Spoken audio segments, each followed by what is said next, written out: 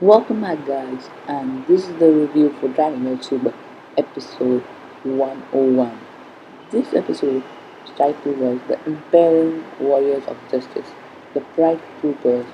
So, the Pride Troopers are a gang who live in Universal and fight for justice, basically, and they have all kinds of abilities which we saw in this episode. So, what was in this episode? There was a lot to talk about.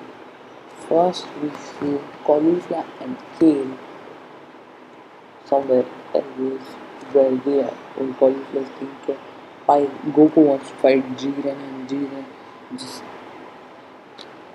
just puts off his thing and Toto just flashes Goku and he's very bad and he goes back to uh, Caulifla and Kale and Toto says that now we'll send the Team B, the Spy Secret Warriors, because Wuhan is already out because of Kale and obviously they want to stay safe. And then we see the five warriors led by Kasseral. So they all have different kinds of abilities and different kinds of techniques. They have very different attacks, then they have many other things to talk about. So let's start with it. First of all, that girl we have, that girl is like power. So what happened was they were with Goku, Kale and Caulifla. They all were fighting with the five pride troopers. Goku was fighting unless and until uh, he was caught by a guy named Terry, I don't remember his name, and he could increase his weight. So he increased his weight a lot to cover Goku, but with his both arms like Link did. But he didn't throw him off the fighting stage. He was just attacking him. And then he gets a very badass looking horse, and he has like uh, he's like fully unaware of what's happening, and suddenly out of nowhere, and 17 and 80 drop forehead, and 17 crushes him off, just crushes that guy off, helping Goku. Then we see that guy who was, I don't remember his name, who could increase his weight. He was not all out of the fighting stage, and he could not do anything at that stage. So he was like at all this time in a different time over there. Cassera was fighting 17, and the other two who were left were fight. Actually, Cassera was then up with other two, and then they created a dimension in which Kale and Khalifa were there. And guys, we got to see what everyone wanted to see. Kale tried to control her form, and then she became a Super Saiyan.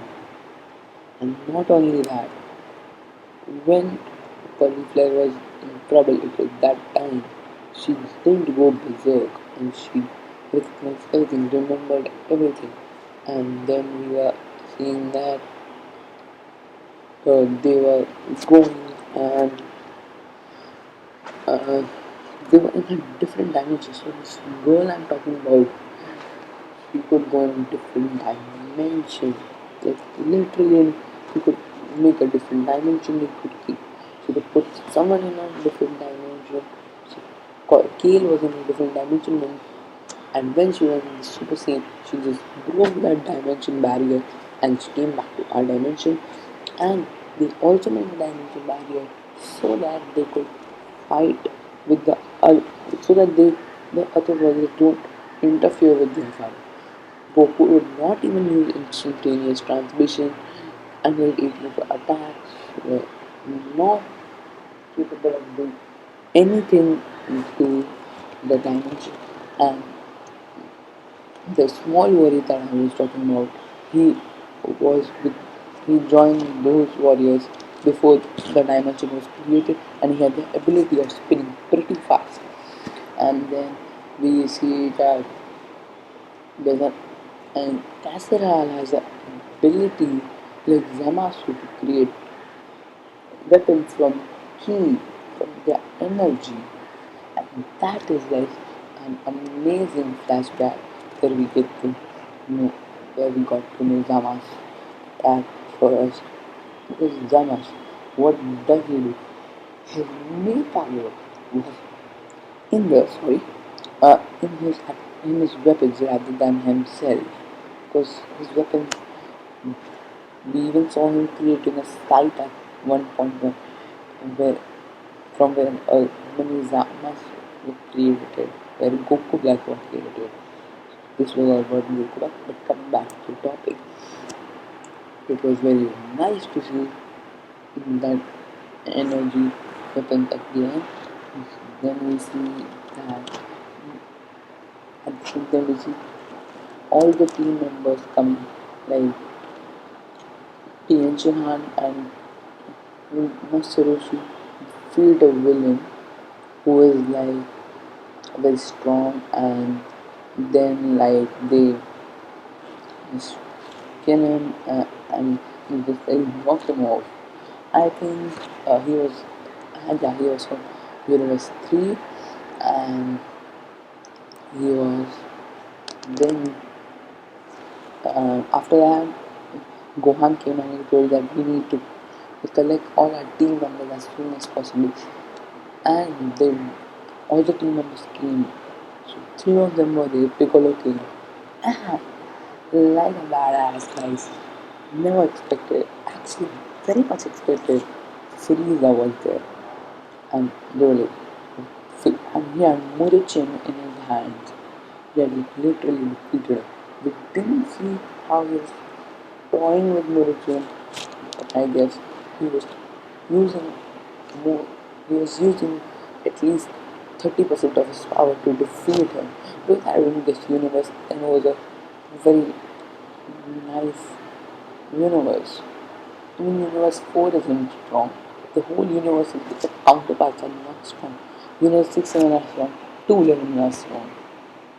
So these are the only four universes I believe will last till the end. And I'm not talking about the universes that are not there in the two universes. So please don't judge my statement. And then we see that Kale just defeats everyone, and she even goes into Super Saiyan Berserk. But not Berserk. What do I mean? She went into that form that we saw, but she did not go Berserk. So guys, we need to change that name to Legendary Super Saiyan back again. I don't remember. Uh, let's just leave that topic I was talking about. So come back to the topic. We then see that Kiel transforms again, but obviously she is tired out, and she's like, and she literally just leaves with cauliflower.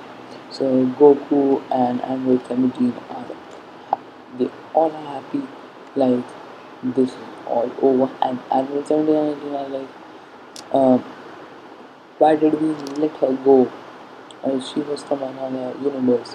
So um, then the Android 17 said, that's a pretty humanish thing to do. So we even see that last thing with Frieza and Vegeta, it was in the Vegeta says, Frieza, that was my target, no stealing. So we see a heck of guys getting eliminated in this episode. The six flight troopers are knocked out. So I guess flight troopers are in the second or the worst shape, as we might know, because knocking out so many of them is pretty bad. Sorry. And then uh, we yeah, when four of them were eliminated, the, when six of them were eliminated, the four of them have to wo- have to defeat the Goku and gang. But guys, we see a new a revolution or a new turn in the story. There we see Ribrian coming out and Goku has seen saw her, and in the background the person is telling that who is this new enemy. Obviously we know that the next episode is all gonna be all about the Brienne and the gang. So that's all, and not much, but I would like to say it was a very nice episode. It's like a very nice episode. So if it ranks, I would rank this like episode 19. 8 was the best. Episode 97, episode 101, episode 97, episode 99, and then episode 100. So these are my rankings for episodes. So only 5 episodes are done, but I guess the one episode that would literally be worth the wait, the 5 episodes. I'm not telling the one that episode 100 was very bad or I didn't like it. I liked it, but other episodes presentation was even better than the other ones. Obviously, they built up on the story, which is different. And I guess Frieza, we don't know was going to happen, and we, as per the uh, spoilers, we saw Master Roshi using his lightning surprise attack. Sorry, I didn't put it in between where it was supposed to be. And having spoilers, we saw him doing the lightning surprise attack, where we, where the Universe 3 warrior who looked like Cell was like just not able to move. Even he was not able to move. And this was just a coincidence that Ian saw him because all of the team members that were working on his team just were distributed in many pieces. So and then Ian uses his new this what was it? New key blast. So that is a very nice attack. New try him, I didn't remember the attack thing, but it was a very nice attack.